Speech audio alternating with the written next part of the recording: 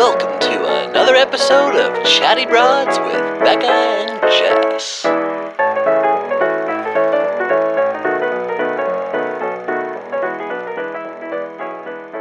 Hello, my king. I can't. I just can't even. Welcome back to Chatty Bros. If you are watching on YouTube, which I highly suggest. I definitely. You look at this king plugger over here. Get on YouTube, you guys. Look at him. What else do you want Look at from her me? and all her regalia. That's exactly right. I am one of the king's many. You know, I'm kind of there's a bit of a, Lord of the Rings vibe going on. There's a bit of a... there is, absolutely. You have like a Legolas wig. I know. I don't know. Jess got it all for me on Amazon. And it was one of these things that if you don't know, we talked about it last episode, that Gray went LARPing. I did. We talked at length about LARPing. And I'll be honest with you, I was not understanding. I didn't get it. And I wasn't judgmental, but at the same time, I wasn't, that into the idea for myself.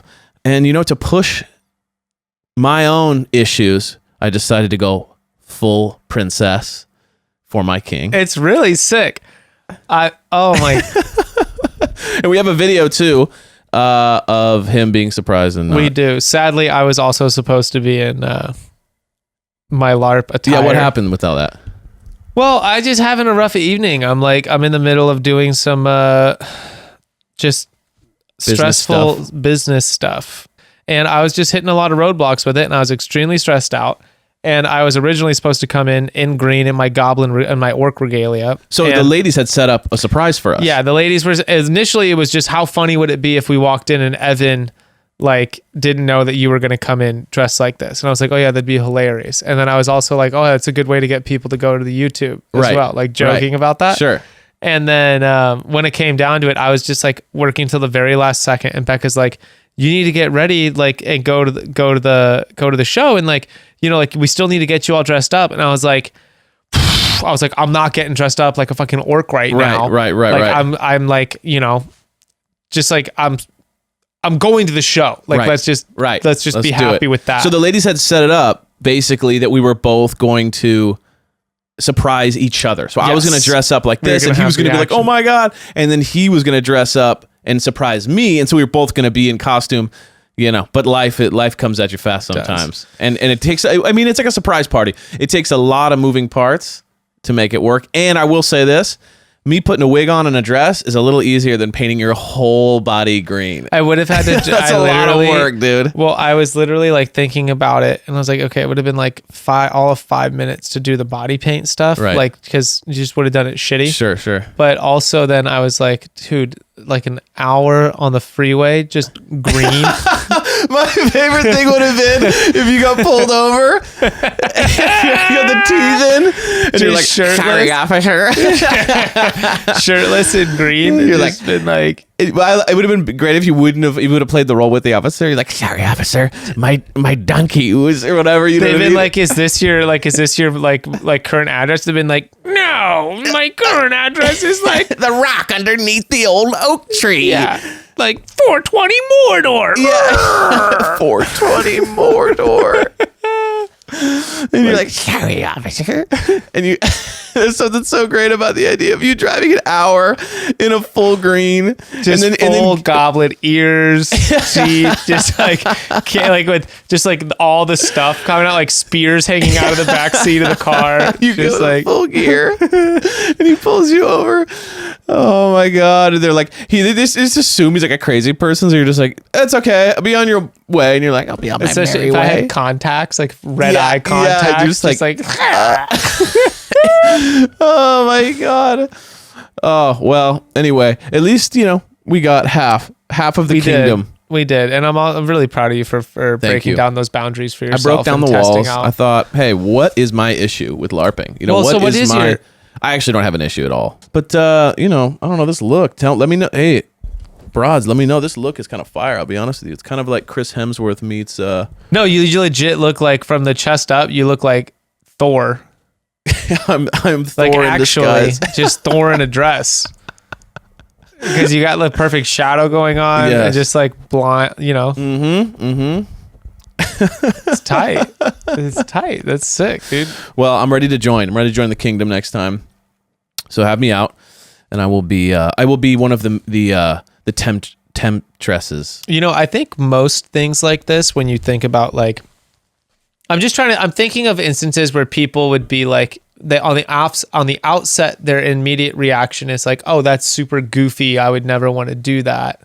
I don't know how to put it, but just like we could be talking about like, say it's sexual. Like you want to do a thing, role like reversals, role playing, or role play inside the room, or like stuff like that. That's just like breaking from your normal mold.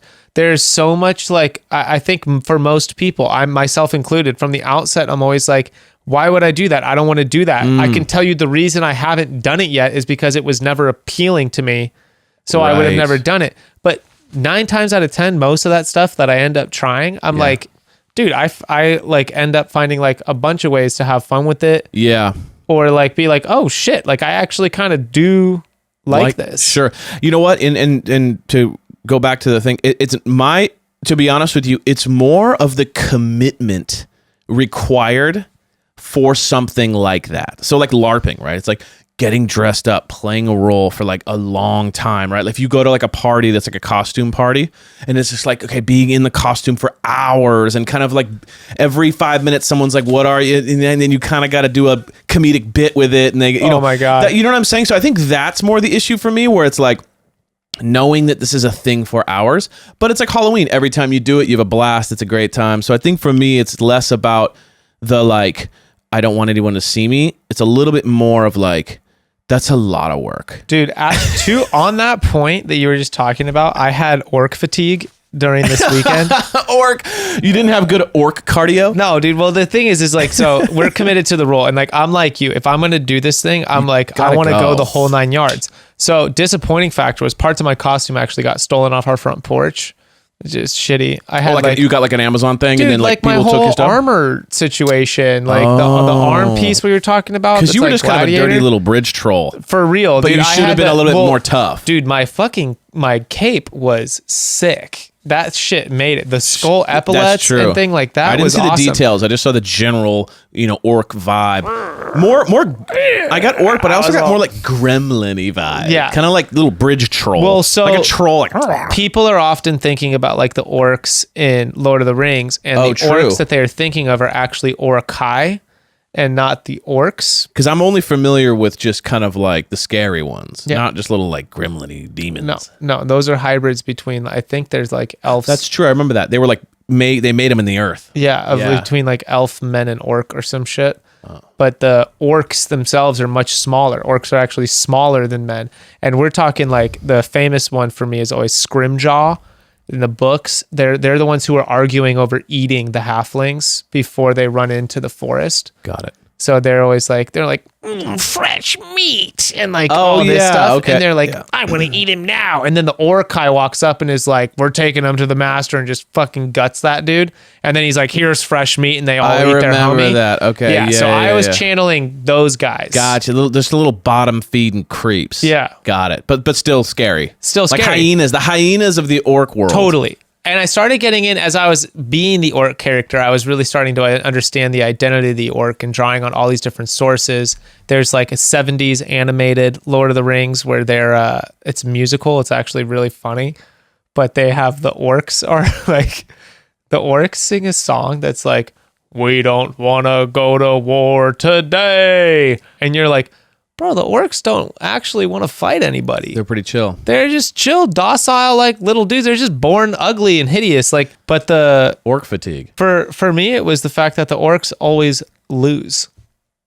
When you go into the role of, it's like sort of they're always just kind of getting messed up. Yeah, when you're like, say, if we were to be like, hey, let's play Lord of the Rings, like we're all going to be friends, and be like, I want to be Aragorn, and you're like, like you don't think you're going to be the king of Gondor, and like. And be like, I'm gonna be Legolas, like I'm gonna fucking kill all these people. Yeah. Even Gimli, the dwarf, and then everyone's like, all right, who's gonna be the enemy? Like, who are we all gonna gang up on and just like beat the crap out of? Right. And you're like, all right, dude, like I'll be the orc. Right. And so like this whole it's weekend, a little bit of like getting picked last. This whole weekend, the Bachelor's like the hero, and I'm his like nemesis, like enemy, wrecked. And it's just like, yo, like we need you to run back out there and let Brandon kick your ass again. And I'm just like. Sick. All right, cool. Thanks, It's 100 degrees. I'm fucking green with like talc on my head, so I couldn't sweat. What's talc? It's like it just like clogs your pores. Why do you have that? Oh, so that it doesn't drip the paint? So the paint doesn't drip off, so I stay green. But then you're just overheating. Yeah, and all these fools are complaining about the heat And like they're just all day long. All they and have I'm is like a little thing on, like a little tunic. Bro, I can't even sweat out here. body's And I'm sweating just getting inside. kicked into the dirt and just taking the fall nonstop. Another reason I think I have been adverse to LARPing or anything of the sort is because I feel very behind in the knowledge of fantasy. Oh. You know what I'm saying? Like, it's a little bit like I've never dribbled a ball, and then we're like, let's go play basketball. You're kind of like, dude, I'm so far behind. I can't even dribble a ball, let alone like shoot, pass it to someone, know how the game works. So for me, it's like, for me to play whatever game anyone would play, I'm like, dude, everyone would go in knowing like the origin of orcs, what orcs typically act like, and then how every other creature in the whole thing acts. And I'm just like, dude, I'm so far behind. Like, I don't know what any of these things do. Even in that though, there's a sense of like commitment. And this is going to come up as we watch. This is a good segue into The Bachelor, actually, is because these are situations that come up where I'm like, it's less about what you think you need to know going into the situation and more about like your attitude going into it. Okay. So like a lot of these group dates we're going to see throughout the season are stuff like ones we've seen in the past are like, oh, right. You know, a romantic poem, like a romance poem about you in the lead. And you'll see it like, what was there? Queen Victoria season, where it's like the girls who went on with sort of like a super PG half-assed, like, here's a love poem. It's like, we all clapped. Yeah. Like Victoria went all out and she was people were LARPing dying. hard. Yeah. And there's so many examples. That's the first one that came to my mind in the show, but it's about participation. It's a participation point thing. Like, why are you so concerned about looking goofy in this scenario when it's like actually the people who are so overly concerned about looking goofy that they want to save face end up looking the goofiest, and the people who like don't care at all, I'm just going to commit to the situation, they're the ones who look the coolest. So like we had a bunch of friends who know all this stuff, but they were just like, oh, I don't want to like, Oh. And it's like, cool, dude. So that's a backseat position, you know? I'm a bit of an all or nothing person in regards to like, because I don't know it and all that stuff, I'd a little bit be like, I don't think I'm going to do it. But if I was already there and my best friend was having the thing and I was there and like I could not be there because it's my friend, then I'd figure out a way to make it work. Had, you know what I mean? Like, if you were on Team Orc, we would have had a blast. We would have gone. I just would have had a couple of these. Those were being had. And I just would have been like, let's rock it, baby. Oh yeah, dude. There were felled logs everywhere. I literally like just picked that log in the photo. I straight up threw at my friend. I'd be like, dude, if I had you, I'm just imagining it. We'd have been like fucking hucking trees down there. Wild. Be like, oh! I would have been your supportive. I would have died with you. You would just be in this, but green with orc ears. Yeah. Like when the princess becomes Shrek's, wife or whatever. Die. We'd be like reaching out, crawling together to touch hands. Told you, I'm pregnant. I'll see you. I'll find you in the afterlife, my love. And then we wake up. We're like, cool, Chipotle. Yeah. What do you think about the first episode? Dude, okay. Massive pros, massive cons. Let's get into it. I think it's going to be exciting, though, overall, to be honest. Because there was a lot of shock situations going on for me where I was like, are you, like, whenever I'm watching the show, I never want to be like, oh, yeah, no, that's sensible. Sure. I constantly want to be like, you're like, dude, what? I don't, it's TV. Like, I'm not watching this to like just see myself. You're like, I want to see some Absolutely stuff not. happen. I want to see absurdity. And that shit delivered. What's your main just thought starting off with Katie? Katie is not who I thought she was. Okay. I didn't think that she was a furry person.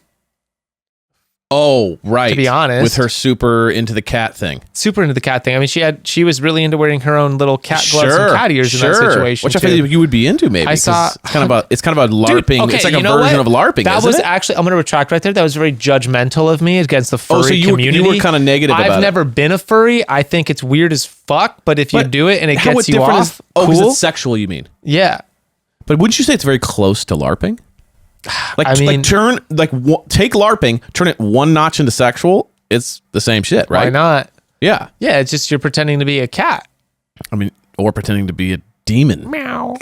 Did you see that this Right. fool goes up and he's swiping clawing at the glass door? We'll get into that. But no, ultimately, I think Katie, like, one thing I did like was on the first impression rose is it was surprising who she did give the first impression rose to. And I think it's telling of Katie's personality and why she is the Bachelor. And part of the reason I think she had a lot of fans when she was the contestant was just sort of like she rewarded authenticity and like vulnerability. And when we look back on it, like whether or not, I know Becca has feelings about Greg. Sure. So she's explained them on her episode. Yeah. Now it's our turn. But I did get her to admit, like, and if you look at the one-on-one time he had with her on what we were allowed to see, like from the edit, he definitely just seemed like he seemed the least try hard in all those situations. Very mellow about the whole thing. Yeah. And like, just here for the experience, we'll see what happens kind of vibe. Like the particular part that I loved, was when she teased him and was like, "Oh, are we on a date?" And he totally lost his cool. He's like, "Yes, we're on a date right now. Like, isn't this like as close as it gets to being on a date?" And so you like that. You just feel like she's being consistent. Like he's an authentic guy. She's rewarding authenticity. Broads, we are taking a quick pause, interrupting the madness of the bros, to talk with you about something for a second. Okay, so you know when you're at your favorite grocery store buying, let's say, apples, and somehow all of the apples are the exact same size, exact same color, like little mini apple clones all across the shelf? Well, newsflash, apples don't all grow perfectly. No food does, actually. But grocery stores have strict cosmetic standards for all of the food they carry, so it looks more appealing to customers. But then what happens to all of the food that is just a little bit funky looking? I'll tell you what, it gets thrown away. Billions of pounds of food every year go to waste just because they're quote unquote ugly by grocery store standards. Insane. Thankfully, Imperfect Foods is trying to put an end to that.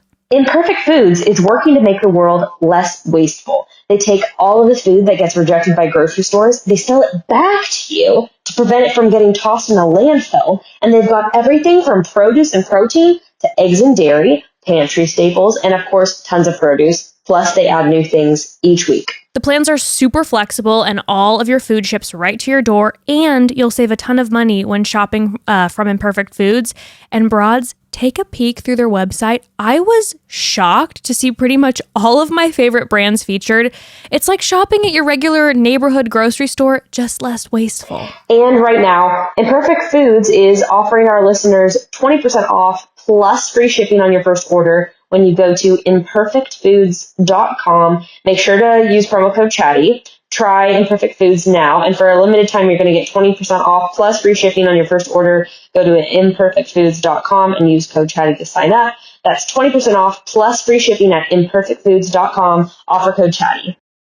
I love designer things. I really do. But there's been more than one occasion where I will order something from a designer label, get it in the mail, and will literally have the biggest buyer's remorse and immediately ship it back knowing I overpaid for it. 9 times out of 10, the price tag on designer items is for the label on the piece and has nothing to do with the quality. Oh my gosh, luxury products don't have to be expensive, but they're marked up 8 to 10 times by retailers. But Quince connects you directly with the favorites that make products for the world's leading luxury brands, so you get the highest quality products at insanely low prices. And when you shop at Quince, you'll find the finest apparel, bags, bedding, pretty much everything you could possibly want at the same level of quality you'd find in a designer store or a fraction of the cost. We are talking silk loungewear. We are talking Italian leather handbags. We're talking cashmere sweaters.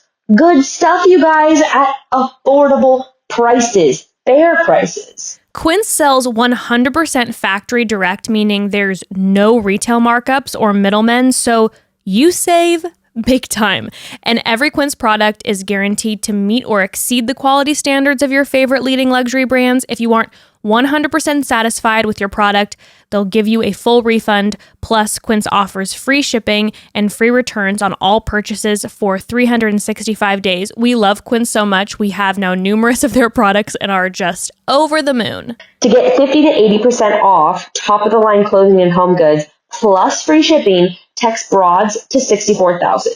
Text BROADS to 64,000. Terms apply, available at onequince.com/terms, but text BROADS to 64,000. 64000. I like the fact that she's setting the tone for the show with that. Of like, you guys, everyone by default is going to be peacocking throughout this, but she's like, it seems like she doesn't really care about all the things guys think girls would care about. That's most of the time. I feel like we messed that up. Almost 100% of the time. I like her because I just like real people. Mm-hmm. Like, I like humans. Mm-hmm. And I feel like a lot of times what we have with the Bachelor and Bachelorettes is a little bit of kind of let the contestants be the personality, let the contestants be the up and down crazy thing.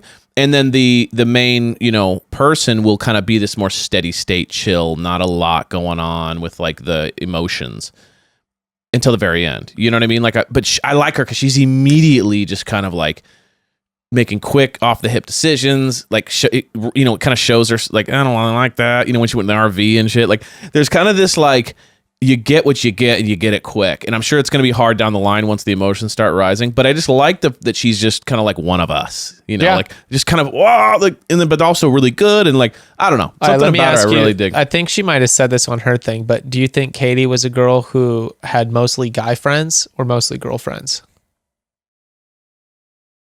Guy friends. Same. Yeah, she has that energy. She's like, and you could see it a little bit when the new hosts came up. Oh yeah. When Tayshia and Caitlin. Yeah. Yeah, when they came up, because they were very like girly girlfriends. I and she had kind of an energy of like, hey guys, like cool. And then was more into the guys. You know what I mean? They didn't seem to be this like, oh my God, it was a little bit more focused on like what she's here for. And you know what I'm saying? So it was on a little the host situation though. Yeah. I feel like you can tell how I feel about it. I mean, yeah. What are your thoughts? Here's my problem with it. Obviously, let's discuss the Chris Harrison thing real quick. Yeah. Like, see you later. Like, oh, like the official see you later announcement? I mean, he tried to get like $25 million. I thought it was 50. He's suing him. He's like, everything's crazy, right? Or maybe I thought they settled. I think they settled, but like in the middle of it, they was going crazy. So he just basically threw a financial fit to get off. I don't know. He probably made a ton of money, but my thing is like good riddance. My only thing is that I would prefer, I don't care, female, male, nothing. I would prefer kind of a not associated with the show, neutral party. You know what I'm saying? So for me, it's a little bit like I'd love some random celebrity to do it, or some random kind of like, oh, I've seen him do or see her do some stuff before, and now just like when you have like Love Island or something, and they have like the one person come in, and so for me, it's a little bit like just two ladies who are on the show are doing it. It just feels a little bit like I need that like rock solid person that kind of stoically comes in and goes, Jason, you need to leave now. Or pack like your bags. whatever kind they of did vibe, at the end of the episode, where at the end of the season, where they had that neutral commentator sort of like unpacking the like, the guy why was this so problematic? He was awesome. Yeah. So I mean, I honestly, I would take anyone, girl, guy, who is just not. It just feels a little bit like this is going to get interesting. So I have a few. Good, I mean, I definitely wholeheartedly agree with that. Is like hosting is a delicate art. Even if you're like, dude, like Trebek on Jeopardy. That's what I mean. Someone just who's just kind of like a rock. Steve fucking what's his face? Family Feud. Harvey. Yeah. You need like, this is not like anyone can just walk in and be a host. Love Island, they have, God, what's her name? She's amazing. But she's just kind of the stoic figure that comes in and everyone's afraid of her a little bit. And she kind of delivers the bad news and the good news. And then she goes, all right, you guys, now it's yours to delegate or whatever. And like, there's something about, you need that kind of cold, like fear factor. Joe Rogan killed it as a host. You just need that, like, that figure. No, I don't want the host to be. I don't want her to bring her friends. I don't want the host to be as engaged like a passive audience as I am. Yes. Which is what this feels like. It's supposed to feel like the host is relatable to the audience. It's like, I don't actually want that. Right. I sort of want there to be this like, I don't know what I want it to be. I don't want it to be what it currently is. You want like a figurehead. Yeah. Like the solid, kind of emotionless person that comes into the room and delivers the news. Absolutely. So first thing, that's the first thing that's wrong. Second thing that's wrong is I believe that if it's going to be like all women competing for a man, don't introduce 2 more handsome male hosts. Right. That they can just then like, it's like, okay, so they should be thinking, wait a second, are they single? Yeah, right. 30 guys all competing for this. I've always thought that the show, part of the allure of the show and like falling in love with the host is that that's the only person there to focus on. Yes. So now they bring in Caitlyn and Tayshia, and there's definitely guys who are like going to be like, I always liked her. Yeah, like, damn, like they're looking, like. Yeah. Well, and we'll see what happens. I'm like, dude, we will see what happens because the whole last season, the whole last year of the show was a fucking shit show. Right. Trying to operate it during COVID. I'm just thankful that there's like the first night with the guys is exciting enough. We already have crazy drama. Yeah. Which I'm excited to. I really want to understand what you think that's about because I have my own theory about what I think it's about. Okay. You mean the previews that they were showing? Yeah. Well, no. The dude. Aaron, who was all of a sudden like, I don't like you. And like a 2-second beef clip and then out. And the dude's like, that's what? Fine. He's like, get dude, like, dude. And it was like, oh man, what do you think that's about? Yeah, right. I have my thoughts on that. Okay. Favorite entrance. Let me see. Let me run through my notes just so I don't miss anything. Who was yours? Mine was the box guy. Here's why. There's 2 reasons why. Box guy James. I'm going to call him. Number 1, absolutely ridiculous idea, right? So just a horrific concept to start off with, right? It's one thing to pop out of it like a stripper at a party. It's another to not, and then for what probably was hours, sit in the box or like sit offset so you're not roasting alive, and they pull them out for random bits.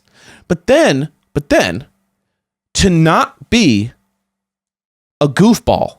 No. But to literally be like a Peaky Blinders impersonator. Like he popped out, he's like, hey, how's it going? My name's James. Like, it was just like, oh, dude, you are not silly and funny, yet you did the most quirky, weird shit anyone's ever done. Like it was so like confusing. He established himself as the alpha male in the room immediately. Everyone was just immediately like, I don't know. Every guy wanted to be his friend. Yeah. They were all like coming up and being like, can't believe you did that. Like, da, da, da, da. And it was like, dude, he had the freshest haircut.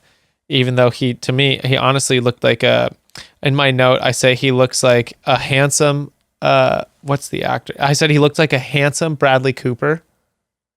But Bradley Cooper's hot as shit. It's exactly the point. He looks more handsome. Oh, he's really? He's like a new and improved. He's like Bradley Cooper 2.0. Right. Well, the 3-piece suit was wild too. The 3-piece suit was, it was definitely skin a Peaky tight. Blinder thing. Yeah. Skin tight. He looked to me like someone who spends a lot of time like on his eyebrows.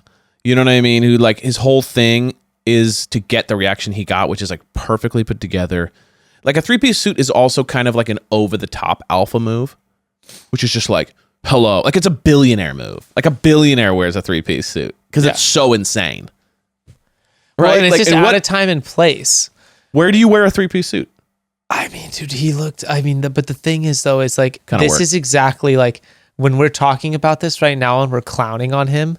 If he were to come in and me and you were just in 2-piece suits, we'd be like, damn, dude, like he went for it. We all see a 3-piece suit and we're like, fuck, I wish I could wear the 3-piece suit. 3-piece suit is like business with LARPing. spats.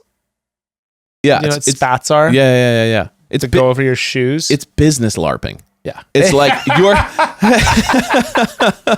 it's like you're playing a business guy. So true. You know what I mean? Like, it's just like, what? It's so true. I've never thought about that. Just like, because like me and you don't wear suits. Like anytime we wear a suit, I feel like I'm impersonating somebody. Or to be like, I don't do this. I wear suits at weddings and funerals. There's like 2 places. Yeah. Oh, Becca's birth control. BC, birth control alert. You know what I love about this show too? Don't ever change it. We get the alert every single time in the middle of this show. We get the birth control alert. Better ask. Make sure she took it. Yeah, make sure you check on her right now. Okay. What's your favorite entrance? Did you feel like you had one? Well, so honestly, Brandon on the moped made me so happy. Oh, Mostly because I forgot about Brandon. And then when the dude showed up on the moped, I was like, who the fuck showed up on the moped? And then he takes off his helmet and you get his fucking boy band bangs like that. And I was like, Brandon, my God. I chimed in with the haven't you people ever heard of? and he's off the show. You know what I mean? It's just like, For real. I was so bummed at that. It was like no shot. Also, you know what? I'm completely over Katie's season because my number one choice to make it all the way is off first night. I love that. First night, Marcus. Devastation. Marcus from Portland just doesn't show up at all. What's your problem, Marcus? You don't want to play the game? A couple people just didn't realize what they were getting into. I guess not. I mean, when Box Boy James comes in, they're like, I'm not in the right show. Catman and Box Boy. I mean, two polar opposites, both winners. Dude, the Catman situation. Let's get into the cat made guy me situation. Furious on many levels. Okay. Let's talk about it. Okay. Well, before you get into this, not to keep harping on this, but it was a LARP move. Like the guy went full out. Like the guy put the full cat everything. And by the way, not a super. It doesn't make him look great. It's not like a what do you say? It doesn't improve his look. Like it's kind of embarrassing. It's kind of like, well, that's exactly what it is. It's like it's all not of those things. Yeah. And to then wear it with pride is like, okay, cool. I get it. It was such an 8th grade teacher move to me. Also, that's another thing. The fact that him, if he was like a construction guy, yeah, I'd be a little bit more like, that's fun. That's hilarious. But the fact that you are a teacher, it's a little bit like so on the nose, dude. Yeah, and I was saying, I guarantee you, he's going to be patronizing as fuck to the other contestants throughout this thing because he's going to be like, I mean, think about this dude is like, I have so many memories from middle school of like confrontation and conflict with boys in sports, and just like so many issues of that where like this dude all day is watching boys like going through puberty, figuring out like their emotions and being like, what's cool? I don't know what they call each other. Whatever we called each other in middle school, we definitely can't say on the air anymore. Right. But like, I mean, he's watching these people develop their defense patterns that are going to like carry them. Yeah. And I can't help but imagine him seeing like, they're gonna draw parallels, right? And he's gonna be like, I can just see him being like, like you need to go to the principal's office. You can't like call me that. Something. Sure, I know what you're saying. You're gonna need to take a time out, dude. I'm gonna need you to go in the corner and you're gonna take 3 big deep breaths. And if you can't come back to the group ready to work and be productive, right, I'm gonna need you to go see the vice principal. I'm gonna send you to the counselor, to the kitty litter box. Yeah. Exactly. Yeah, exactly. In his cat to the litter box. As like, he's LARPing. Everything's a cat pun. Yeah. It was okay. I'll say this about him.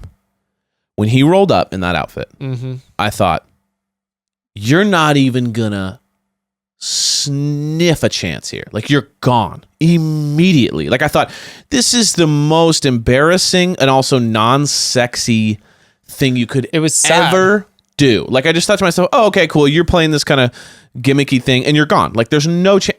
And then fast forward 30 minutes later and she's making out with him like they are going to bang on the couch. I mean, the aggressiveness there was the first at which part she of the made kiss. out. I was just like, whoa. Right? There was the first part of the kiss and then there was the part of the kiss where they were about to fall over onto the bed. They were making out like they were horny, like teenagers. They were just like, I was like, whoa. And he had his fur paws on her face, which made it even more insane. The craziest was like, where did he bring a whole nother cat situation for her? He had to have, because they're in the bedroom. I'm sure she's the production had it ready. But then I have all these notes where I'm also like, power move, getting your cat makeup all over her face, because she would have to go out there with like the black on. You know, he left his stuff all smeared up and his hair disheveled or whatever. You could see it when later on in the show when they were giving out roses. It was all smudged. Dude, so stuff that I was like, I can't tell if it's the camera angle or not, but there were moments where they were talking and he was like doing this like down up like. Oh, you thought he was like? I couldn't tell. I was like, I couldn't tell if he was actually doing it or if I was just finding reasons to be even more furious with the entire situation, that it's working out for him. I can't believe it. I was furious, but then I transferred into, you're a god. Like how you made out with her in a cat costume with furry hands and not even good cat makeup. It wasn't like he was in the play Cats. No, it was like 3 Sharpies. Like it was basic level. You have to give the guy credit. It was lunch lady makeup. Yeah. It was like, if you're, the lunch lady is like a cat for Halloween at school. It was that level. Yeah. Dude's got game. Dude's got game. There was a few guys who had game, and the one was the dude who got the first kiss.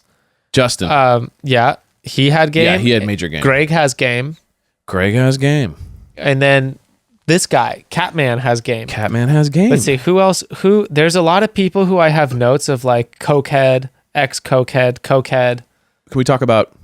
There's a lot of dudes who seem like that. Just cokehead versus ex? Just cokehead versus like party. You mean party boy, like dude who just rages lives for Friday, Saturday. It really did look like it on a few of them. Quick note: Gabriel.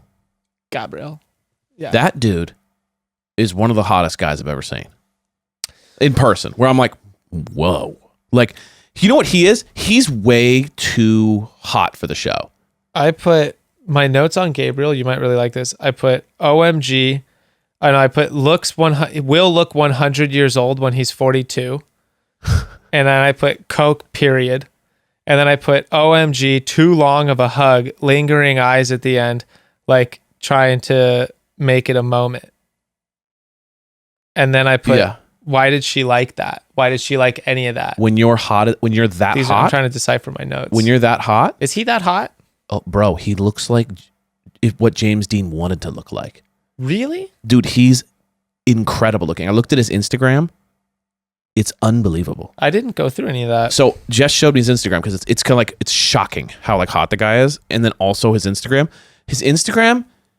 He's way too hot for the show and he's way too cool for the show. Like the dude is like traveling on yachts in Vienna all over the world, taking pictures of topless models. Like the dude is like, he lives a fantasy life. He's like handsome as shit. And he's like, he takes photos and these pictures of him like in France on a beach, like shirtless, shredded. Like he's not, you know, whoever else from just like San Diego who like works at H&R Block. Like, yeah, he is like on a completely different world. So my thing is almost like, he's like, he hits me as like, I'm going to the Bachelor. It seems like it'd be a fun little trip. Is it safe to say he's here for the wrong reasons? I don't know what he's here for, but Katie, that's way too much for anyone on the show. There's a bunch of normal people, and then there's that guy. And then, okay.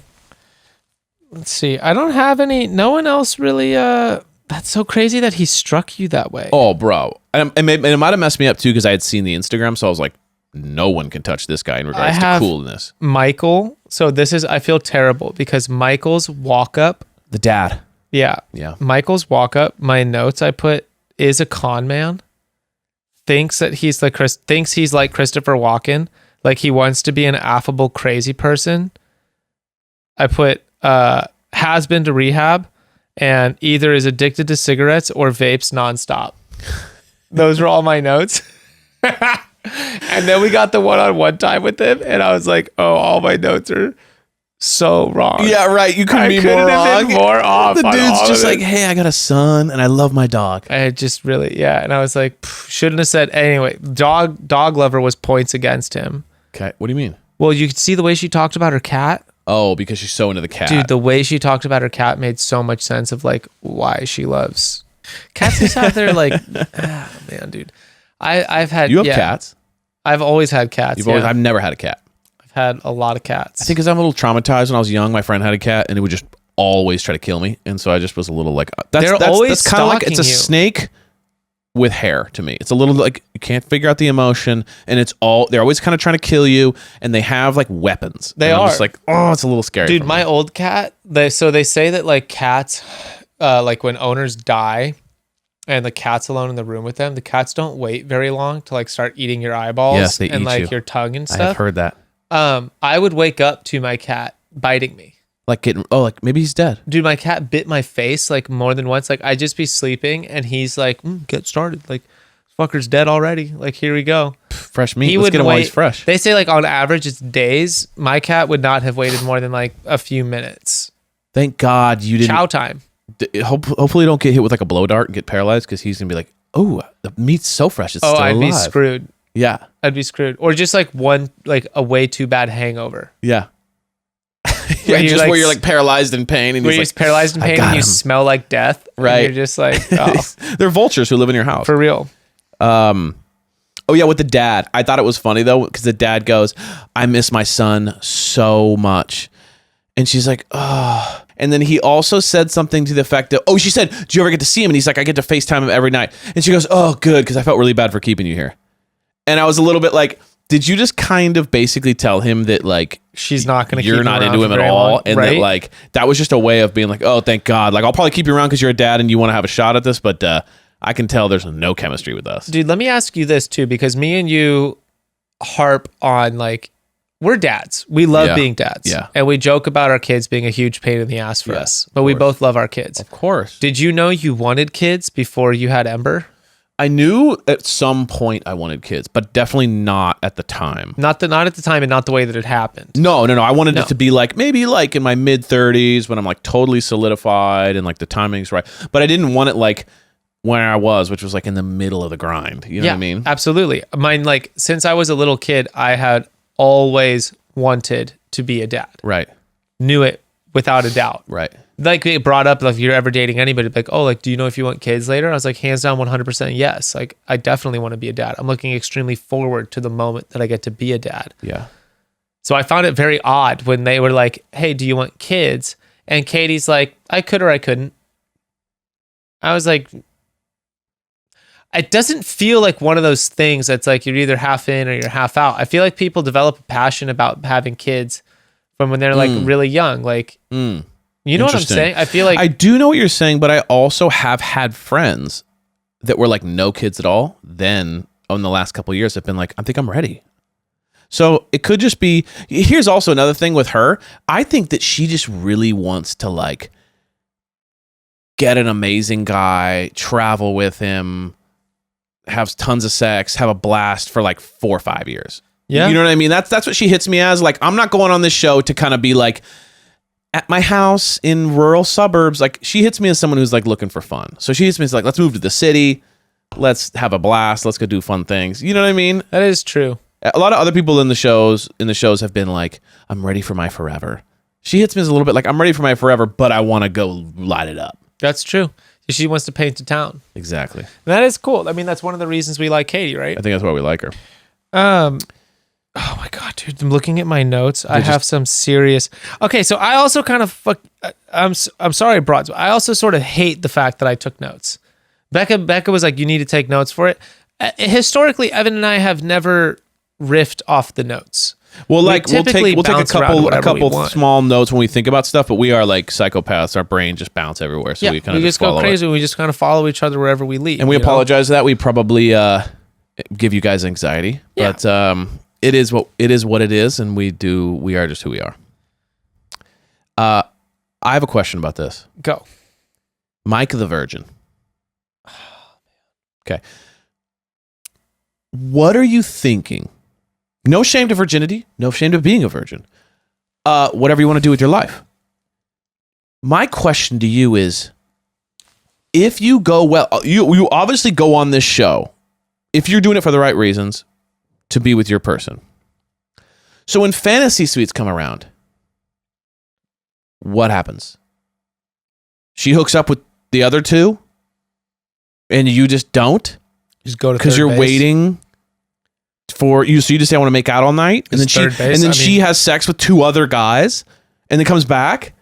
I mean, what are the like in terms of like you tell me, this is more up your area than mine. Because of my history as a ex. Okay. So here's the thing: when you're the virginity thing with God, I mean, on the books is like, dude, you can't do anything. So it's like making out is the only thing you can do. Making out. So there's no BJs, no nothing. Seriously. Technically, yeah. So it's not like even a handy. Nothing. You're not supposed to do anything. So it's like what? Exactly. So like, there's definitely levels of like how mad your parents / people in the church would be mad at you, right? If you got a hand job, it's a lot better than like penetration, but like, and penetration is the worst. So like, well, yeah, because it goes hand job. What do we? Okay, I'm gonna hold my perverted little mind is gonna hold back. Hand job fingering. Mm-hmm. You know, going down / blowjobs. Yeah. Penetration. But anal before Sorry, it was the opposite. The worst. Right? What?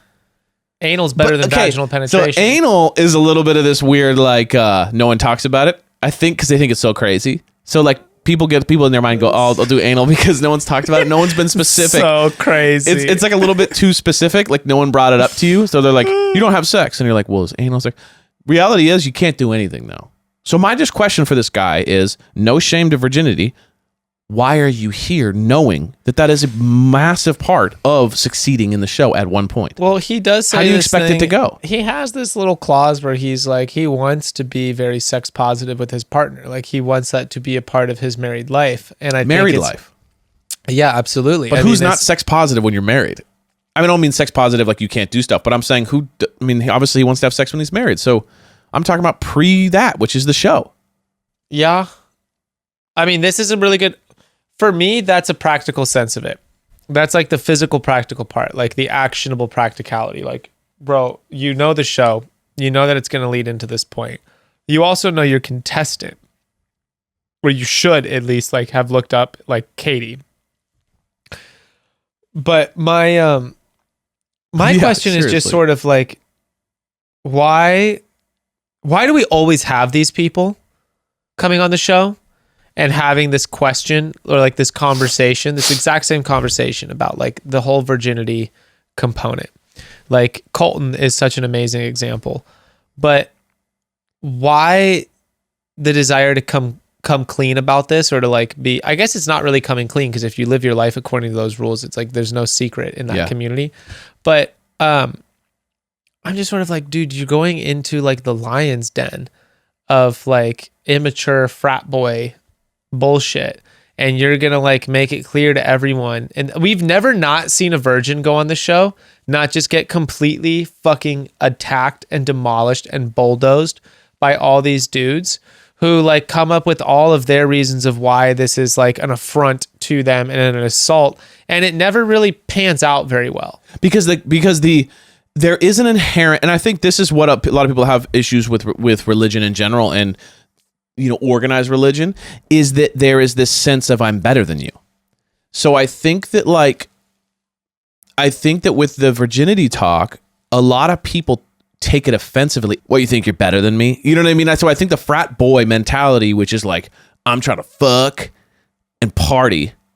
And then when someone goes up and goes, I actually don't have sex. I'm going to wait. They immediately feel judged. So I just don't feel like it works well with the contestants because they immediately feel like, oh, you're better than us. Oh, you think you're cool because you whatever. That was the hilarious part about Luke P. was he was the like, he is not a virgin. He's like the reborn virgin. That shit is hilarious to me. Like I did a lot of sex and stuff, and now I'm not, and I'm better than all of you. It's kind of got that. Yeah, I've leveled up. Yeah. But I think that's what people feel, especially on these shows, which is like, what, dude? Like, what are you talking about? I feel like he's genuine. Like at first when he came on, I was like serial killer vibes. Right. And now I'm just sort of like, this poor human is going to get chewed up and through. Dude, yeah. And the foreshadowing clips that we're seeing is I'm like, this is a very gnarly, insecure group of guys. Yeah. It's going to be heavy. I sense that very heavy from a lot of them. The guys who are most secure with themselves in this group, I feel like we've seen already. Yeah. And that's Greg. Right. The painter I call into question. Justin. Yeah. You're interested in what that... he just hits me as a player. Like, to be honest with you, like, he not in a bad way even, just more like hits me as a guy that like probably has a lot of experience with a lot of women. Like, he's a good looking dude who's a painter. Like, are you kidding me? Like, that is literally like, oh, dude, in a city, and he's like handsome. I'm like, dude, the chances of this guy doing well with the ladies is very high. So he starts doing that, and in that clip, there's going to be drama in my house because of this season. Me and Becca are at odds on so many of the contestants. He starts painting, and I was like, holy shit, babe, like, look how good he is at painting. And she's like, oh, like, I can paint photorealistic roses. And I was like, seriously? Like, let's see it. It's like, let's see it. Yeah. It's like, that's really good. That's really There's good. There's no question, stylist, because I understand what she's saying, but I will say it is very talented. Like, it's like, it's like it or not, talented. It's hard to do. It's extremely hard to do. Okay, broads, one more quick pause. Listen, this may be a bit bold, but I have found my new favorite website, my new favorite website ever of all time. And no, it's not a social media site or a blog, please. It's literally a snack website, but not just any snack site. It's nuts.com, the secret weapon of snack lovers across the country. I appreciate a good snack option. They offer variety like I have never seen before, okay? We love a snack option. Nuts.com is a different level. We love them. I mean, to get specific, Nuts.com has over 4,000 different products on their site. And don't let the name fool you. It's not just nuts. Nuts.com has a huge variety of good-for-you snacks like dried strawberries, custom trail mix, crystallized ginger, honey sesame sticks, thousands of other options. My favorite, dried mango. Oh my gosh, I can go through a whole bag in one sitting. They also have a large selection of pantry staples like baking mixes, oats, pastas. It's really just your one-stop shop to stock your kitchen. I've ordered from nuts.com so many times at this point, and every single order is delivered super quickly and tastes fresher than anything I could get at my local grocery store or even the farmer's market. Plus, nuts.com is a family-run business, and you can tell the amount of care that goes into their products with every single bite. Now, new Nuts.com customers get free shipping on your first order when you text Chatty to 64,000. So just text Chatty to 64,000. You're going to get free shipping on your first order from Nuts.com. That's Chatty to 64,000. Terms apply, available at Nuts.com/terms. Okay, I'll just come right out and say it. The myth that your reproductive health information is always complicated to get and always requires all of these scary tests is just not the case. For so long, I was terrified of beginning the process of getting insight into my reproductive health because I thought it required lots of doctor office visits and needles, not to mention a lot of money. But thanks to modern fertility, gaining the knowledge you need to make the best decisions for you has never been easier or more accessible. Modern Fertility is the at-home fertility test that was designed with ease in mind. All it requires is a simple finger prick, and then you mail back your test with a prepaid label, and within 10 days, so quick, you're going to have your personalized results. You're going to get insights into everything you've ever wanted to know, because they'll tell you your hormone levels, they're going to tell you how many eggs you have, and so many other factors that are crucial when planning out your future. And so whether you want 10 kids or no kids, knowing this information is so important. You'll even get the option to discuss your results one-on-one with a fertility nurse if you want to plan out your next steps or hear your options or just find out more about your results in general. And the best part, Modern Fertility will cost you a fraction of the cost you would end up paying at a doctor's office for the exact same information. Plus, right now, Modern Fertility is offering our listeners $20 off a test when you go to modernfertility.com/chatty. So that means your test will cost $139 instead of the several hundred or even $1,000 it could cost at a doctor's office. So get $20 off your fertility test when you go to modernfertility.com/chatty. That's modernfertility.com/chatty. So I was like, wow, okay, petty, Becca. And then hit a bit of a nerve. Also, like Greg, I'm like, I kind of like Greg. And this is going to be a very contentious point inside. You guys should definitely double up on the counseling for that one. Yeah. Because so here's my thoughts on Greg. I see where the ladies are coming from, but I also see where you're coming from. I'm a little bit torn on him because there's a little bit of this thing where it's Jess like doesn't like him either. They both, I think, are feeling like they're, he's got it. He's a gamer. Like he's not honest. This is not just a genuine guy. There's a lot of games at play here. There's a lot of guy who knows. I had a friend like this back in the day. Okay. Worked in restaurants with me. Mm-hmm. He did incredible with the ladies. Mm-hmm. But if on meeting him, you would have never guessed it. But his whole thing was, I'm just the kind of silly, like, I don't know. So the girls who always liked him because he was good looking, but very non-threatening, but also kind of like funny. And like, there was this kind of very approachable. He wasn't intimidating. He didn't have this big presence. Like Justin's like this kind of handsome, cool artist. He's kind of intimidating probably for people. Where Greg's a lot more like, I just love my niece. You know what I mean? I had a buddy like that, and he used that. He knew it worked, and so he used it. And he'd always be like, got her. Like, it was always kind of like, oh. His body doesn't match his haircut. But that's what I'm saying. That means there's a lot of thought. You see him getting dressed?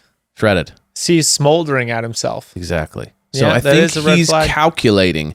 I think he plays that just like, oh, I'm just me, man. I just care about others. that's the vibe I get. So I definitely I'd see hate a for little that bit to of a be red the flag. truth. The 8th grade teacher comes off as like a Holden Caulfield complex to me. What's that? Holden Caulfield's from the Catcher in the Rye. Okay. Anyway, he's like really, he starts to label like he wants to protect younger kids from like ever emotionally, some shit like this. It's where they're saying like he wants to be the Catcher in the Rye and like catch these kids from like the save them from harm. being like life casualties Got essentially. it.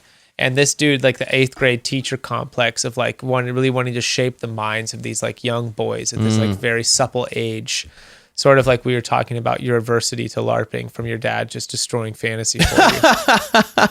He wants to protect you from that instance. Right. I got lost where I was going on. I know, but I mean, there's something about the guy. I think you should be wary. He hits me as the player that you don't see coming. I can see that, dude. You're making me see it now.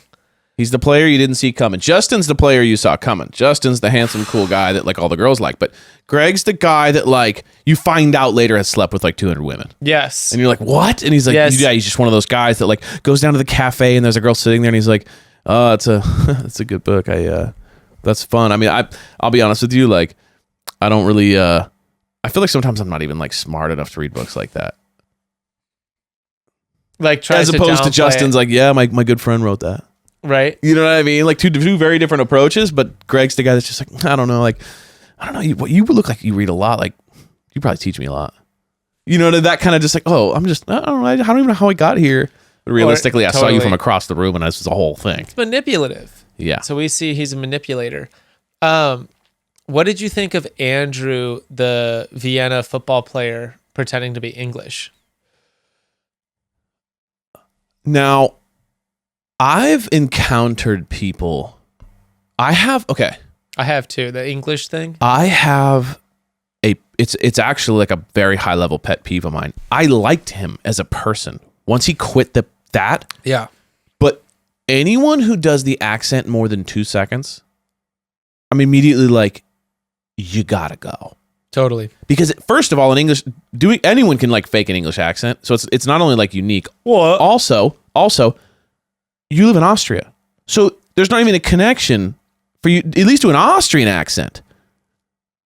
Let's go. Like, you know what I'm saying? Austrian for the next 10 seconds. Give me your best just off the bat. Let me ask you a question. Yeah. Is that Dutch? I don't know. I'm from Austria. I am not Dutch. I am Austrian, you know. No, I'm not. That went a little weird. I was like, how are you? Austria. That is. Right? How are you? Yeah. How are you? Sir Arnold. You're beautiful in person. I cannot believe I'm meeting you in person. I've always dreamed of this moment. I'm sure you look a little different. National hero. Yeah, I look a little different in Arnold. person. I do a lot of things. What do you think is this man pretending with the accent? Yeah. It's just number one bullshit. It's bullshit, man. For me, I prefer the like, if you're going to do an English accent, I want you to be like a lackey. He's like, fuck you. Just like they call him northern. What? So what is that? Are you fucking wanker? It's America, like fucking like LA. Like I want it to be like Lock, Stock when they're like, yeah, it's just like fuck, gorgeous George. Yeah, it's just like, what are you doing? What are you doing? Oh, what? I said I could have the apple. Yeah. What'd she say? What'd she say? Mom. What? Yeah, mum. Yeah. Get the fuck out of here. Is it fucking tea time, Mom? What I love it is just like, what are you doing? What are you doing, even? You taking a piss? Fuck off. I work with a guy like that. He's just like, fuck off. Fuck off. Yeah, that shit would drive me. It's not like the hello, how are you? I would love that. Yeah, exactly. But the fact that he's like, that's my alter ego. Yeah. And then he's like being like, wait, so you like really didn't like it? Because in his mind, you can tell he has like a ball doing this with people. Like, and like, it's funny. like a thing that he does. And also, what if she's super into English accents and they just bummed her out? You're super What if she was bummed like, out. holy shit, he's so hot. He has an English accent. And he's just like, never mind, I'm from Chicago. And you're like, oh, all right, never mind, bye. No, it was just lame. Dude, I had another. So there's someone else, speaking of accents, there's a dude who says he's from Southern California, Andrew.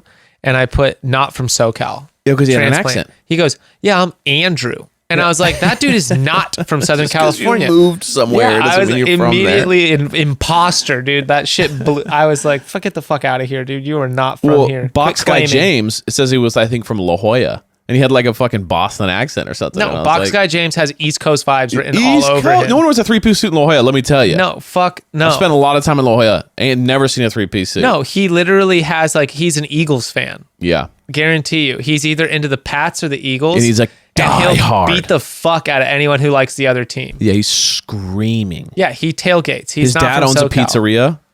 Yeah. Dude, then Chargers fans tailgate, but not in the way that East Coast fans. Because snow makes you some kind of pseudo-Italian something going on. Another three-piece suit. Yeah. Nobody else except Italians wearing three-piece suits. Let's see. Courtney Oh, yeah. with the heavy lingus jokes. Yeah, big. I liked when the couple guys did the sex things. Yeah, she was really positive about all those things. I have to say, one of the dudes I give big props to is the blow-up doll guy. Yes. Because it took me a second to realize that he is playing off of her dildo entrance. And I really gave him, I was like, that guy gets a pass from me on that one. This actually ties into my beef with the beef situation with Aaron. Is I actually think Aaron was calling him out about the blow-up doll. And about it being that's fucking disgusting. Really? Yes, that's my theory. That's my personal theory. Okay. Interesting. And that is my theory, is that he's like, fuck you, dude. I can't believe you'd bring some shit like that into this show. All this stuff. And the whole concept of his joke and entrance went completely over his head. That's crazy. And the dude never really even got a chance to explain himself to it. And it's also way past being able to talk yourself out of the situation. So he's better to just be like, whatever, dude. Okay. Literally whatever. I like that. That's my personal theory.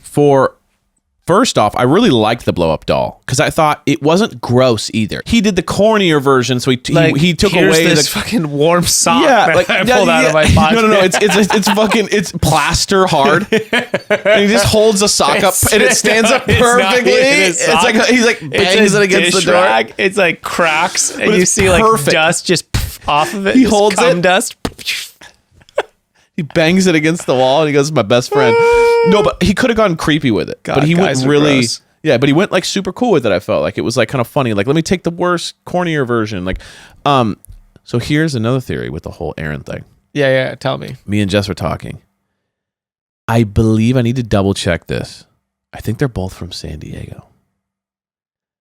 I think they know each other from the party scene. Ooh. It was they know each other. Yeah. Like homie tried to hook up with his girl or something, kind of aggressive. Yeah. So we have a feeling that maybe there is some cross pollination there. We're both in San Diego. We've both been to the bars. We both are kind of in the scene, and we've had some beef. Or it's that Aaron is actually the transgressor. Aaron's the dude with stuff to hide.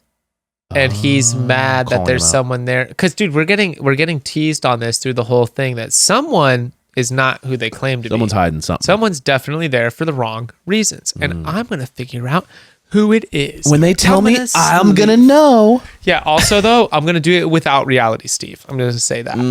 Yeah. Fuck I out challenge of here. you. Yeah. Get the. We'll find them. I'll start just DMing people, calling people, say, "What's up? Help me. I got a podcast every other week. I'd like to know the tea." Mm-hmm. I have a note right here. What's up? The new Fast and the Furious ad. Are you psyched? I watched it after it aired, so I watched it on Hulu TV. I recorded it. It gets rid of the commercials. Oh my god, we watched it with commercials, and Becca paused it for a little bit so she could fast forward through the commercials, and the commercial came on, and I was literally screaming and pulling her hand off the mouse pad. Are you a big Fast and Furious guy? Love it, absolutely love it, love every single one of them. It's Land Before Time. There's even 14 Fast of them. 2. I constantly get in arguments with my friends, and they say, "Oh, Fast 2's not that good," and I'm like, "Yeah, well, Ludacris was in Fast 2. How could you not? How could it not be good? How could you not be into that?" I think I saw the first understand. 2 or 3, but then I kind of fell off when I realized. But I understand how it's good. But no, does it look good? So many things. Oh yeah, I mean, all I needed to know is that they were coming out with one. I saw Vin Diesel, And I was just You're like, he only does one movie, so my boy, dude. My king. Literally. Have you seen him singing Beyonce? I've seen him do songs. He is, you know what he is? He's what Hollywood does to people. He's the bi king, dude. But he's just also like what Hollywood does to people when they've been in it for 30 years. Like, it turns them into crazy people that don't even know what real life is anymore. He's one of those. He's one of those, like, he has no clue how the world works because he just has been like living a crazy lifestyle for so long that, like, I don't even think, like, I bet if you were to run into Vin Diesel and talk with him, it'd be like talking to an alien. He would just look through you and be like, you'd be like, oh, that was weird. Yeah, but all you'd have to do is whip out of like Best of Beyonce CD and, you know, like Best Friend for Life right there. And you guys are taking, I don't know, what kind of shots do you think Vin Diesel takes? That's another thing. I feel like Ciroc? Yeah, weird shit you never would take. He takes like flavored Ciroc, and you're just like, he's like, oh, marshmallow's the best flavor, and you're just like, what the hell? I heard a crazy story about him. Yeah, how he got his start. Go. He used to rent Lambos and like find random beautiful women to come with him to show up to clubs where he knew famous people were hanging out at, and he would like rent the Lambo, get the girl somehow, and walk into the club like with like 3 or 4 girls to make it look like he was super successful long before he had anything. And then they would allow him to go into like the more VIP areas, and he'd like mix it up with the famous people and kind of get like, that's how he kind of started getting in the circles. Damn. Now that is maybe 100% a lie, but it sounded great. You want another maybe 100% lie, true Hollywood story? Yeah. Okay, so I like this segment. Possibly 100% lie, true it's Hollywood a 50-50 Hollywood story. So who knows? This is a recap from Jim Leonard. There was a period where my dad was producing a lot of projects with George Clooney.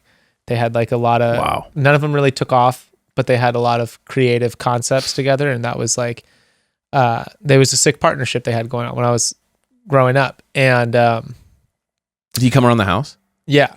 This is like 8 to 10. Dude, I got to meet Pam Anderson at that time. So George Clooney's just in your front like area, like hanging out with your dad, chatting about movie making? TVs. But yes, they were like, there was creative partnership right there. Wow, that is bizarre. My dad was telling me this story that George Clooney challenged Arnold Schwarzenegger to a peach schnapps drinking contest in some restaurant. Apparently Arnold Schwarzenegger's famous for like loving peach schnapps. That's like his drink. George Clooney. I love it. It's the peach. It's like a fruit, but it's more tasty. I can't. Every time you will get me to laugh. Every time it's like fruit, but then I wake up puking my brains out. You know, it makes no sense. Apparently, George Clooney paid the waitress to bring him water. Oh, so that they're it looks taking like out like, okay, here's a tray of 10 peach schnapps, 5 for you, 5 for George. Half of his are just water, and Arnold's just drinking peach schnapps blitzed completely. And then was just like, cannot, like, so impressed with George How Clooney. am I keeping Thinks up with he's you? like, yeah, like man's man George Clooney just like does it all, you know. I like that because I love this idea that like Arnold's like, what the fuck is going on? And then and George is like, how's it going? He's like, how are you doing this? I'm 230 pounds of muscle. You're 160 pounds. George and is just George is handling. just like, He's like, fantastic. Let me take care of the bill for you. No problem. No problem. Let me sign that. When we sign that, okay. And you know How's that your day going? that's How's like your daughter? number one like love language for Arnold, that he gets beat out by someone. Oh yeah. The problem is now you're that guy. So now every time you see Arnold and he buys 17 shots, like you got to work out some shit because he thinks that guy's a legend. Yeah. So every time he's like, I'm going to see if I can beat him this time. Absolutely. But could you imagine if like Arnold just has your back harder than everybody in the room? All on a lie. All these like super hard 5'4" guys just like all together being like, they're all tiny. Is Arnold short? He's not big. Really? I mean, think he's Arnold big. to me is 6'7". He is. I can't. 320 I forget pounds how of big muscle. Arnold is, but like most of those dudes are not like. Not that big. I definitely know actors are small, but I thought Arnold must be big. Arnold's a muscle man, so I could be wrong. He's Arnold probably shrunk Schwarzenegger. over time. That's for sure. But like, you know, 6'1", so he's my height. That's a big boy. That'd be like you challenging me. But like 260 pounds, 300 pounds of like pure steel muscle. Oh yeah. Have you seen the documentary of him in Brazil? Is that the... I'm coming. It's better than coming. Yeah, that famous... I'm coming all the time. Yeah. Oh my God, what an incredible... incredible wild man. But Vin Diesel's like 5... He's like under 5'5". He's a tiny dude. Under 5'5"? Vin Diesel is a tiny guy. He's like Tom Cruise tiny. Why do actors need to be so small? Why are they all so small? Proportions on film. Because they have better... Like the head is bigger. It looks better for the thing. There's camera stuff. I love hearing the stories of like... they talk about Tom Cruise having to stand on a box to be next to the women. I've heard some of that. Or they'll shoot scenes at downward angles. So he looks bigger. So that a shorter actor looks more like on eye level. This Weird. makes me wish that they make like a Danny DeVito action movie. That's what I mean. Like, I would love that. where he's just a badass. It's just Danny DeVito now, like kicking ass. I want to see a Danny DeVito dating show. Oh my God. I think he's actually very happy in love, but that would be great. Just like DeVito in love.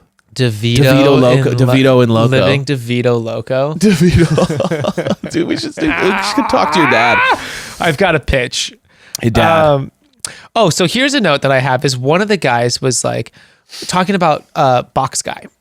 So I have some notes on like some of the background talk we hear going on. What I want to bring up with you because it's one of the things was the guys was like, I don't know who was saying it, but they're like, dude, he could be like anything in there. Like he could be naked in the box. And I was like, literally, I got so mad sitting on my couch and I was like, why would he be naked? Yeah. Of all fucking things that this guy could be that's such a weird thing in to the say. box. It's like what a 5-year-old would say. Literally, like, why would he could have his pee-pee out in there. Why would he be naked in the box? Of all the things. And it made me so incredibly mad. I cannot tell you. I'm mad thinking about it now. I'm like, you could just be like, you could literally left it like he could be anything inside of there. Naked is most likely like the farthest thing down on the list of when you go on television. I'm going to jump out of a box naked. And it's also not fun. It's just like ridiculous. It's just, absolutely it's absurd. So like clowny. It's just like, okay, like. Another note on things guys said, come to San Diego whenever you want, man. I didn't hear that. When they came, it was after the roast ceremony. Some of the guys were going home and there was like some bro shit made there. And dudes, they definitely had like a bro 5 hug. Bro, I live at Gaslamp, bro. Hook me up. Bro, come to San Diego whenever you want. As long as but not when I'm still on the show when you're not. Yeah, because you can't come when you're on the show. No, you can't. I don't want you to go when I'm not going to be there, bro. Just hit me up. Look whenever you want. Just after the show, but whenever you want. DM me, dude. Hit me. I got the spots, dude. Mm-hmm. I love that's such a San Diego thing to say. Come to. It could not be more San Diego to be just like, dude, come to San Diego, dude. Ever heard of Gaslamp? That's the fucking street. It's the main fucking street. I live right there, dude. That one killed me. Those were the 2 lines that I had. Those are great lines. Oh, dude. Okay, here's another one. Hunter during the rose ceremony. If you remember Hunter. I'm spacing on Hunter. Hunter seems like a really, really nice guy. Okay. And when the rose ceremony was going on, Hunter's name wasn't being called. And you see him like every time it's not his name. Hunter. Yes, I remember Hunter. Hunter was just punched in the puppy face. Dog who was being... Hunter was one of the puppies who they were just like, leave that one on the curb. He was just like, I never got to say hi to her. Someone's name and he's like... And he's got to like fully recover and recompose himself. And then they say the other 2 names like... And he never even had like a conversation with her. He keeps getting his shoulders keep growing closer to his ears, and he's like constantly sweating more and more. So insecure. Yes, I mean, just oozing insecurity. Oh, poor. He seems like such a sweetheart, but he will get during destroyed. the roast. Oh, he's gonna get eaten. The fact that he even survived is a miracle. Yeah, if he survives next week, it's a miracle. I mean, like he's one of those guys. He's a clubhouse guy. Yeah. Everyone's going to love Hunter. Something's going to happen to Hunter and they're all going to gang up around him. And there's going to be a team of dudes that are like defending Hunter. And then there's going to be a team of guys that are like don't see it the same way, and he's just going to be caught in the middle and just like quiet. I'll tell you what happens to Hunter. Well, tell me what happens. Here's my to Hunter. guess. Surmise. Hunter is going to spill on someone. You know what I mean? There's going to be 2-3 people in the room. Someone's going to spill a secret to another guy. Hunter's going to be sitting next to that guy. Then Hunter goes and tells the whole group. No. Then that guy's going to have a vendetta against Hunter. And then Hunter's now going to look like the rat. And everyone's going to be like, I don't really trust Hunter. No. That guy's kind of sketchy. And Hunter's like, I just was trying to do the right thing. Like, you inspired me. What's going to happen? He's going to see something he shouldn't have or overhear it. And he's going to be so bothered because he wears his heart on his sleeve that he won't be able to hide it. And he's going to be walking around like, just like processing, trying to like really keep it together and like visibly shaking or something. And some guy's going to be like, oh my God, like what's wrong? Right. And he's going to be like, it's just so fresh. He's like, doesn't have his wits about him. And he's like, knows he shouldn't say anything to anybody. But it's this guy's art. He's like, I got to disclose this juicy information. And he's going to tell him. That guy is going to go and tell everybody. They're going to go around and be like, dude, Hunter told me this. And he's never going to start the story without saying, Hunter told me. And that's what everyone is going to hear is that Hunter told so-and-so. That guy won't get in any issues at all. No. Hunter will be like, I told one person, otherwise I took this thing to the grave. And he'll be like totally. And the guy who's going to get the most pissed is the scariest, biggest, strongest guy. Most terrifying human being there. The most terrifying guy there. And then Hunter will be cowering in fear. Or the painter will come to his defense. And but he's just gonna be like, dude, because Aaron's gonna be like, you fuck, and then Aaron's gonna Hunter's just be backing up. Dude, I promise, dude, stop. Yeah, backing up, and then the painter guy's gonna come in and do like the hand on the chest move, like shove Hunter back. Come on, it's fine, you guys, let's cool down. And him and his big eyebrows are just gonna get all involved in that situation. Let's paint together, boys. Let's paint. I'm gonna paint your face right now. I'm gonna paint your bodies. Because right now you're vulnerable, and I like this. He's gonna be like, "Let's fight. Let's do it right now. Let's make art. Let's fight. Art. Fighting is art. It's another form. Yes. You ready to dance, big guy? It's how we feel right now. You ready to dance? My feet are a couple of paint brushes, and they're ready to make strokes, half moon style, all up and down this dance floor. And you're my canvas. You're my dance partner, whether you like it or not. I'm gonna step all over your toes. I like this. I like knowing what we're gonna see happen. I'm excited about this. And the preview looked awesome. So Cody, like the drama looked fire for real. So that comes down to the end of the rose ceremony for me of Aaron and Cody getting called back to back. Yeah, you know that's a producer call. 100%. That was a heavy-handed producer call right there. Yeah. I'm excited for that. I'm excited. I really hope that some people get exposed. You know, I think there's going to, like you said, I think there's going to be some serious, like, oh, we find out that guy has a girlfriend, or we find out that this guy, or someone backs out. You know, who's just like, to be honest with you, like, this whole thing's just a bit too much for me. And Katie's going to be like, what? You were my husband in my mind. Yeah. There might be a couple of those. No, that's going to be who was the person on Matt's season that did that? What's her face?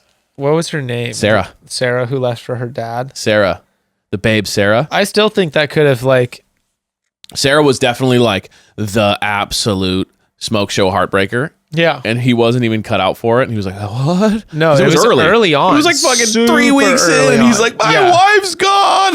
Like, he was like, dude, I thought we were doing this. I thought we were on the long haul. On that one. And she's just like, you know what, to be honest, I'm going to go back and date like, you know, famous people.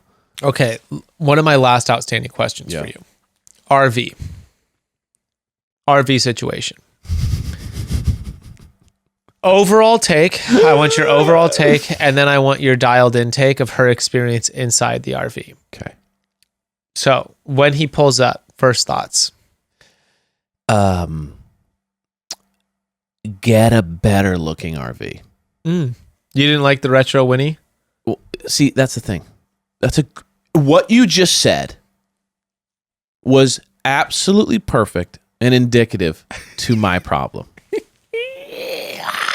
I would refer to as the Breaking Bad meth trailer as a vintage Winnie. Retro Winnie. Retro Winnebago. So he goes, oh, the value, no, these things are skyrocketing these days because they're beautiful, you know. And that year, that year specifically, 1979, that was a very... Listen, okay. Evan, I may or may not have worn Birkenstocks with winter socks throughout most of college. Exactly. So, okay. So that's my first take on it, which was just like, okay, you're immediately declaring something about yourself. The retro Winnie. And then when he walks out and goes, thought I'd bring my home with me or something like that. They say home is where the heart is. Yeah, right. So I thought I'd bring my meth van with me. So there was a bit of immediately like, you're kind of fighting uphill. Okay. Like wild move. Bit of a disheveled guy anyways. So just kind of like, shirt's kind of half tucked in, just not very put together, which goes with, you know, it'd be different if it was like, I'm a put together guy and I have this funny and I'm quirky and I'm kind of being like, hey, you know, I also have this parked on the side of the house and this is kind of a fun thing. But he kind of looked like, yeah, I actually live in this thing. So what was your next question?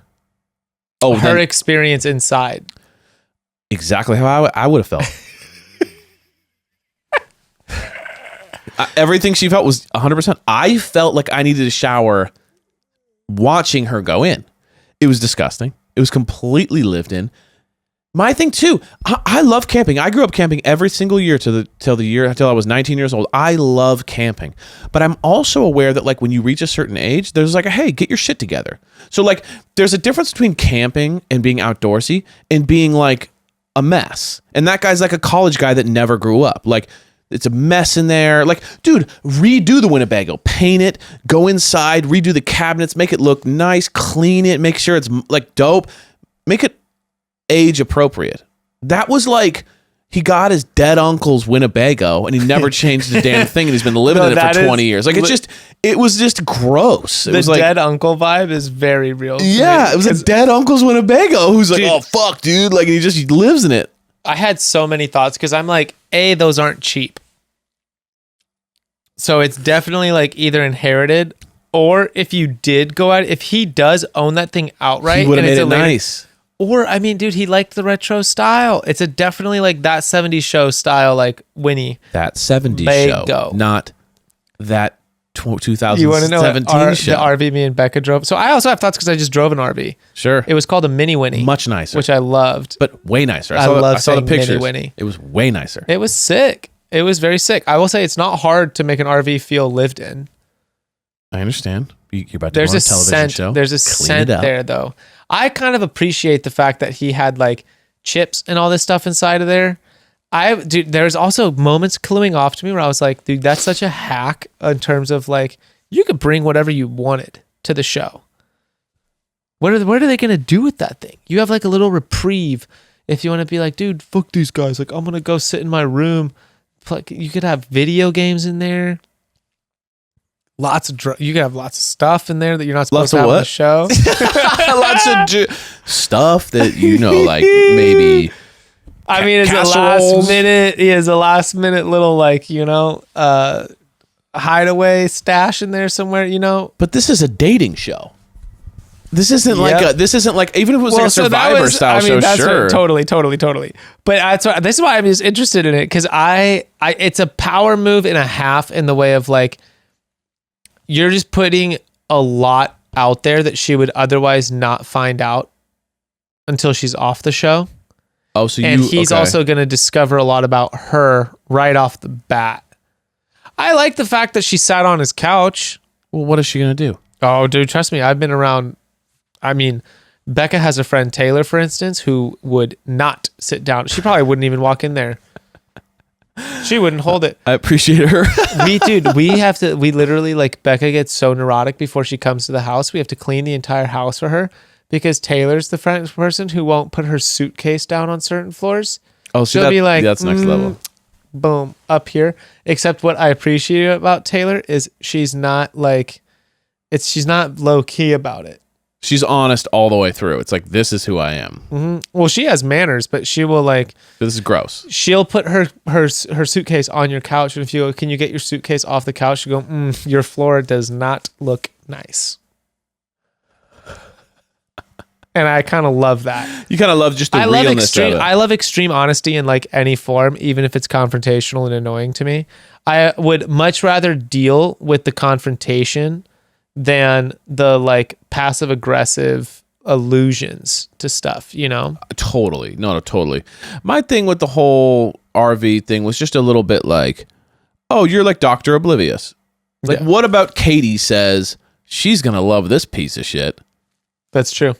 Like, but if Katie was, if she was like, oh yeah, she's a wildlife, you know, instructor or whatever, or she does tours on the White Rapids and shit like that. Sure. RVs are also. But it's like, there's nothing about Katie that screams like, oh yeah, let me get into my like grime infested frat house on wheels. She's going to love this. They're like, also a vibe though, because it's like for what we do, they're highly unpractical for the way that I like to camp or like anything I kind of like to do. Impractical. They're not interesting. They're not like.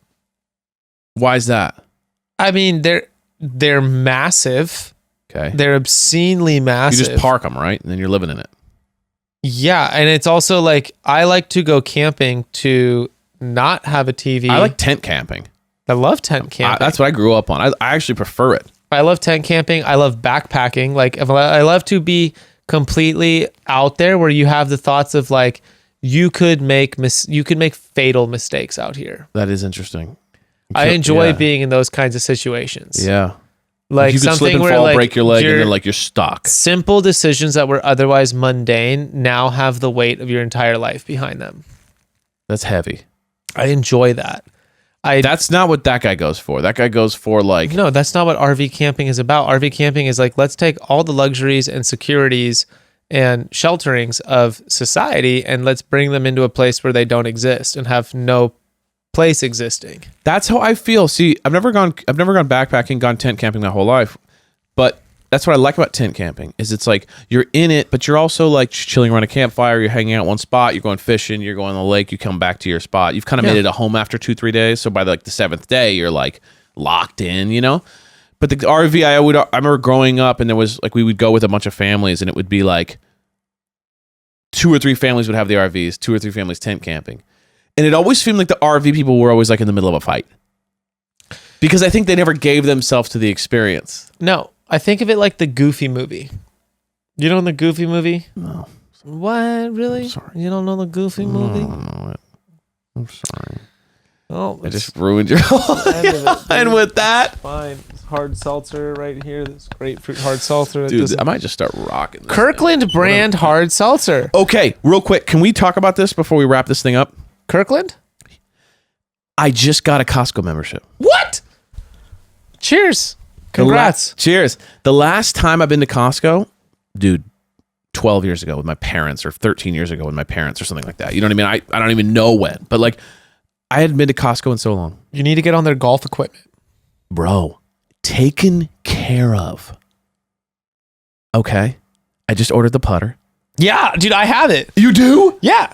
How is it? It's fucking awesome. I heard it's like a Scotty Cameron. It is a Scotty Cameron. You know they got sued. Oh my gosh, you guys, this is big. It's massive. I got the balls. You I got have the a Scotty 2 Cameron. dozen. I got a 2 dozen for $25. Yeah, they're Pro V1s. And they're Pro V1s, which are $50 for 12. Well, they're normally. not. They're technically not the exact But replica they're of a like Pro V1. they're close. They got sued by Titleist because they were like, making this is basically literal while there. replicas. Yeah. They contacted the manufacturing warehouse.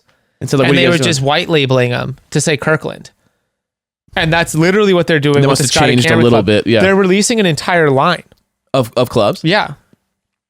All the way up. So that being said, I just walked in there and I had never in my life, to this day, I can't say this, I have never in my life walked into a store and thought, I need every single thing they offer here. Mm-hmm. I wanted to buy TVs, Oh, yeah. laptops, Mm-hmm. 48 gallons of mayonnaise. Like, I was like, Your I need it optometrist. all. Oh, dude, they do all of it. I was like, I need 47 patties of pork ribs. Like, I was out of my mind in there. do you know why you want to buy all your stuff from Costco? Why? Costco's warranties. Oh, they have Costco's return policy. You definitely want to buy your TV from Costco. 'Cause you You can could do anything to it and then just exchange Wow. it for a better one. I am just a princess. All your Who's appliances. obsessed with Costco. Wow. Costco's incredible. And I've you know always what? stayed away, and I'm in, and I'm just like, this is the best place I've ever been. We haven't plugged anything this episode. It's time to plug it. We're plugging Costco. Right now. Right now. Do you know what else they do, The Evan? Queen and the Goblin. Do you know what else Costco does, which is why you should support them? What? They take care of their employees. They do. They really do. They take care of their employees. Yeah, those people are like career people. Like you don't see Absolutely. anyone under the age of 25. People are very happy to these have their people are Costco like job. 4 kids, 2 houses. Another thing about this place, Tell me.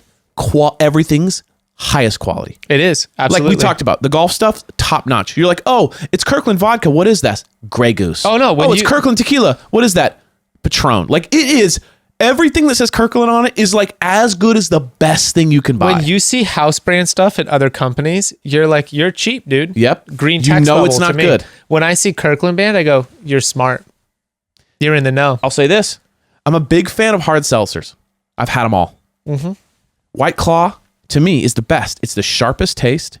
It has the best taste, and it's the sharpest. It's like cold, and it has the most refreshing. Truly's nothing else compares. Kirkland hard seltzer, it tastes like White Claw. This is good warm now, dude. This is warm, It's you guys. bubbly right now. And it's fantastic. It's crazy. So that being said, I know none of you have ever heard of Costco before, and we're just bringing it's this new. up. It's brand new. We're going to change your lives. But by the way, did it on a whim. I was Really? driving by and I thought, I need a membership. I just Dude. went in and it changed my life. I was there for 2 hours. So just so you guys know, you do need a membership to shop at Costco. Yes. It's exclusive. It's a one-time annual payment, but I guarantee you the savings that you will have, the experience Off you the have chain. is worth that investment. She sold me so fast too. She was like, "You want the gold member?" I was like, "Of course I do." Like, Yeah. or whatever the top. You give me the top membership. Woo, baby, there you go. I don't even need to know mine, the dude. I reasons got mine why. right here. Are you ready? Flash this shit up. See, now I'm a little different than you, Evan, but this is something that we can get on.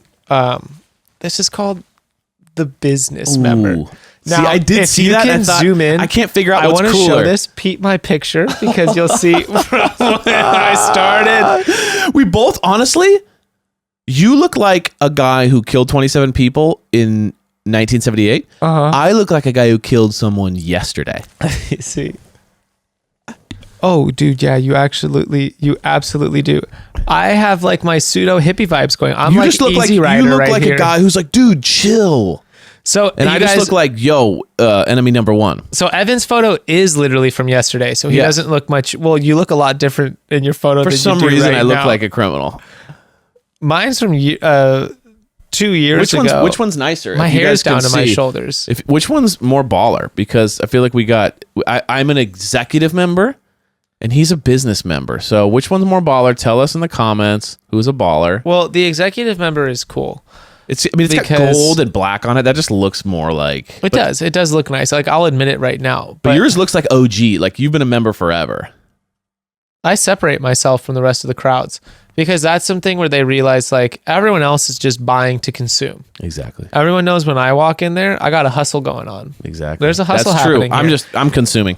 Right? Anyway. The best part is you don't know you don't know what's going to the business and what's going to my personal use. I could buy anything, and if someone looks at me, it's like, it's business, you business member. They're like, It's you just bought for the business. It's just for the 14 business. dildos, like a package deal. It's You're for like, business. it's a climbing thing we're doing. It's an exhibition. Why do you have? I don't know. Like what? I mean, there's so many absurd My things. beef Why are you thing- getting 12 kayaks? Yeah. Not business. It's a package deal. Before we wrap this up, which we got to do right now, my last beef with Costco though is there was multiple things I grabbed, excited to grab, and then realized it was a connection of 4. Oh, and yeah. I was just like, dude, I can't eat 14 pounds of dried mangoes. Like You think that? I can eat 3 pounds, but like I have 1 child and a wife. Like we do not consume 47 cups of coffee a day for 4 months. Like So- there's some of those things were a little bit just like, dude, I can't do it. I'm going to give you a life hack right here. Okay. Get one of the chest freezers from Costco. See, they And get then you you gotta have- get the freezer, buy it, and then you fill it. I mean, it's like the ultimate hack. Dude, the meat and seafood deals. There was a point where Costco had like a Wagyu beef deal that was like out of control. Typically, like in season, the crab selection, the seafood selection at Costco, off the charts. Off the chain. Everything is incredible there. It's really wild. I can't believe it. I've been blind, now I can see. I've been reborn, really. It's so cool. But I do agree. I feel the sympathy on like it's difficult to have it. Like There was a period when I stopped having roommates. Yes. It made like no sense. That's kind of where I've been. That's why I never got it. Because I'm like, I have one child and a wife, and they both don't need that much. Gas at Costco too. That's a hack. A lot of hacks. Tires. My dad gets his tires at Costco.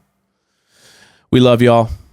Love you guys. Great episode. Absolutely everywhere. Stream of consciousness. I look like an absolute... You look beautiful. I mean, thank you so much. I will say I wouldn't make the greatest woman, but... no, but you make a good Thor. I'm kind of a Thor-esque guy. You could go down to Avenue of the Stars right now and charge for photos. Bit of a wax figure.